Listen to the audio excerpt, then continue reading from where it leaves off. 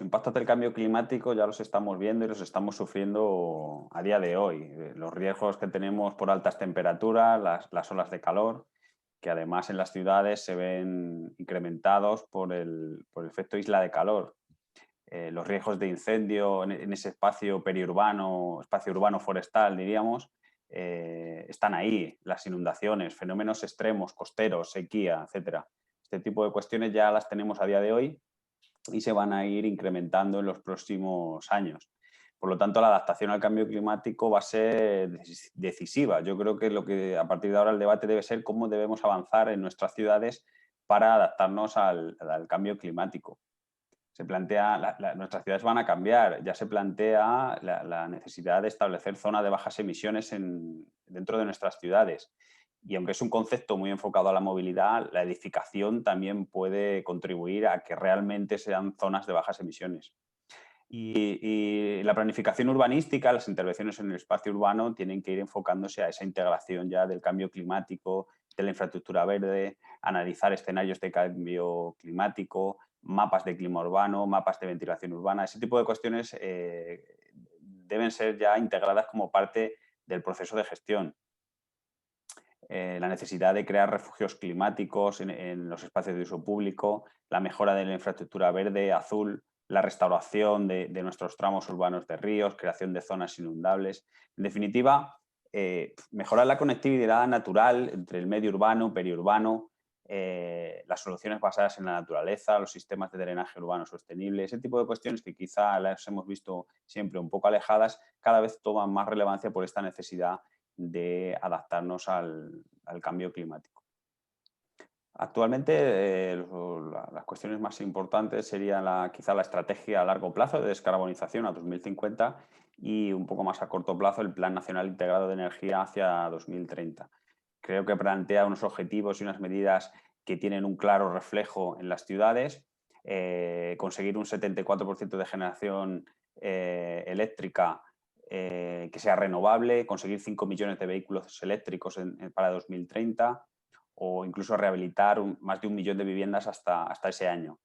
Ahí las ciudades tienen mucho que decir y ahora con los planes de recuperación y resiliencia debemos aprovecharlos. El PNIEC y también la estrategia a largo plazo de rehabilitación plantea iniciar ese proceso con 30.000 viviendas actuando sobre la envolvente de los edificios en 2021 para llegar a 300.000 en 2030. Creo que ahora es necesario, con estos fondos que vamos a contar, empezar a trabajar más fuerte, iniciar esa curva con más intensidad en los primeros años. Estamos elaborando una guía con la Federación Española de Municipios y Provincias, con la Red de Ciudades por el Clima, para aterrizar esos grandes objetivos nacionales al ámbito municipal.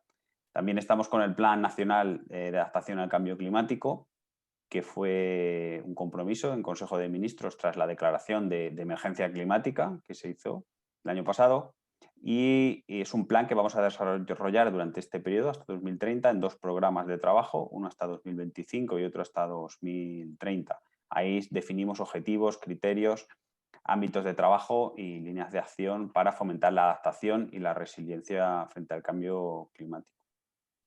Y todas estas cuestiones que hemos hablado antes las estamos enfocando a través de un plan de impulso al medio ambiente, PIMA Cambio Climático, con convocatorias que saldrán por parte de las comunidades autónomas este año y que va a ser interesante porque son líneas innovadoras en materia de adaptación al cambio climático dentro de nuestras ciudades y a las que se pueden presentar entidades locales, diputaciones, mancomunidades, municipios. En definitiva, creo que es una iniciativa interesante.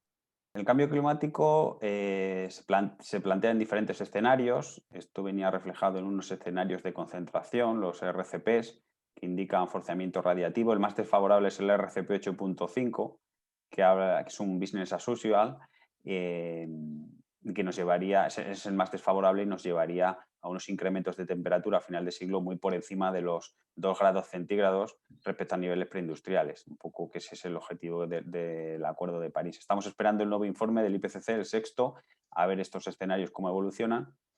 Pero lo que está claro es que desde Europa a España el objetivo es descarbonizarse cuanto antes. conseguir una neutralidad climática en 2050 con un sistema eléctrico renovable 100% en 2050. Y el Pacto Verde Europeo, pues creo que es una oportunidad muy importante ahora en estos momentos que necesitamos recuperación. Debe verse como una oportunidad, ese objetivo de reducción de emisiones que se eleva hasta el 55% en 2030 respecto al año 1990. El Plan Nacional de Adaptación al Cambio Climático define esos objetivos a trabajar y una de las líneas es la ciudad, el urbanismo y la edificación y incorpora una serie de líneas de acción, entre ellas y fundamental la vinculación y refuerzo entre la Agenda Urbana Española y el Plan Nacional de Adaptación al Cambio Climático. Una integración de indicadores que luego tengan tanto reflejo como en el plan como luego en esos planes locales de acción en el marco de la Agenda Urbana.